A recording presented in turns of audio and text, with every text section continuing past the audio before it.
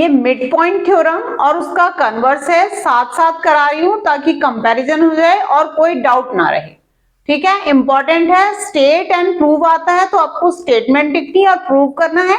अगर आपको स्टेटमेंट लिखा हुआ आया है तो आपको आइडेंटिफाई करना है दोनों में से कौन सा प्रूव करने के लिए कहा गया है। और ज्यादातर आपका एमपीटी आता है, मिड पॉइंट थ्योरम, एमपीटी हम इसको कहते हैं, ये कन्वर्स ऑफ एमपीटी है। ठीक है, अब इसमें गिवन क्या है देखो, the line segment joining mid points of two sides of a triangle is parallel to third side. It means this equal to this है, दिस इक्वल टू दिस है। तो AD इक्वल टू DB दिया हुआ है और AE equal to EC दिया हुआ है। D और E मिड पॉइंट्स हैं। ठीक है, और प्रूव करना है DE पैरेलल टू BC। अब कंस्ट्रक्शन क्या करेंगे, कंस्ट्रक्शन में FC पैरेलल टू DB करेंगे एंड जॉइन EF। ठीक हो गया। अब हम क्या करेंगे प्रूफ में, इन AD और EFC ट्राइंगल को कॉन्ग्रुएंट करेंगे। क्या लिखेंगे, AE equal to EC, angle 1 equal to angle 2। हमेशा ना 1 2 3 4 आप लिख लो, आसान रहता है। एंगल 1 इक्वल टू एंगल 2, क्यों, क्योंकि AB पैरेलल टू FC बनाया है। AB पैरेलल टू FC कह लूं चाहे DB पैरेलल टू FC कह लूं, तो ये आपका क्या आ जाएगा, ऑल्टरनेट इंटीरियर एंगल। ये दोनों एंगल इक्वल होते हैं ना, अगर ये दोनों लाइन पैरेलल है तो ये ऑल्टरनेट इंटीरियर एंगल से आ गया। चाहे आप ऑल्टरनेट इंटीरियर एंगल लिखो, चाहे आप AB पैरेलल टू FC लिखो।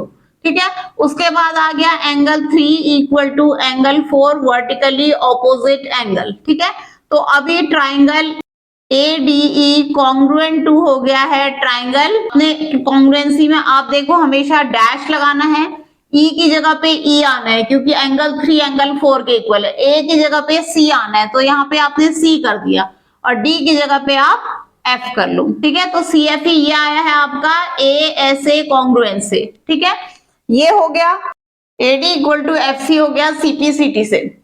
AD equal to DB given है, this implies DB equal to FC, therefore DFCB is a parallelogram। DFCB is a parallelogram। Reason क्या है, one pair of opposite side equal and parallel. अब इससे क्या हो गया, DE parallel to BC opposite side of parallelogram. ठीक है, इसके अलावा इसमें एक चीज और निकल के आ गई है, वो ये है कि DE इक्वल टू EF है CPCT से। इसका मतलब क्या हो गया, DE equal to half of BC, क्योंकि DF इक्वल टू BC है CPCT से। ठीक है, जो कन्वर्स ऑफ MPT है उसमें हमें AD इक्वल टू DB दिया हुआ है और DE पैरेलल टू BC दिया हुआ है।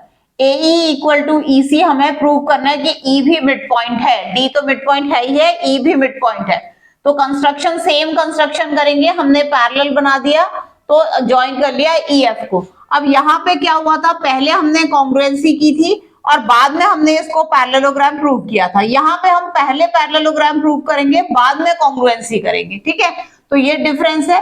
तो हम ये बोलेंगे कि DFCB इज अ पैरेललोग्राम।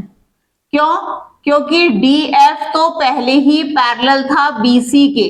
आप कहोगे DE पैरेलल था BC के, तो उससे DF तो आपने उसी को प्रोड्यूस किया है ना, तो वो भी पैरेलल हो गया। और DB पैरेलल टू FC ये हुआ है बाय कंस्ट्रक्शन। अब पैरेललोग्राम हो गया है तो क्या हो जाएगा, DB इक्वल टू FC हो गया क्योंकि ऑपोजिट साइड पैरेललोग्राम के हैं। ठीक, अब हम कॉन्ग्रुएंसी करेंगे इन ट्राइंगल ADE, सेम पहले वाले केस की तरह, in triangle AD and EFC। ठीक है, इन दोनों ट्राइंगल में कॉन्ग्रुएंसी करनी है। तो AD इक्वल टू FC क्योंकि AD equal to DB and DB equal to FC। DB equal to FC आपने प्रूव किया है, AD इक्वल टू DB आपको पहले से गिवन था। ठीक है, तो ये आपका हो गया नंबर एक चीज। दूसरी चीज हम कहेंगे एंगल 1 इक्वल टू एंगल 2, इसको हम ऑल्टरनेट इंटीरियर एंगल कह लें, चाहे हम इस केस की तरह बोल दें ये AB पैरेलल टू FC। तो दोनों में से कोई भी रीजन आप कर सकते हो, एंगल 1 इक्वल टू एंगल 2, और इसको आप चाहे तो 3 और 4 कर लो, angle 3 equal to angle 4 vertically opposite angles.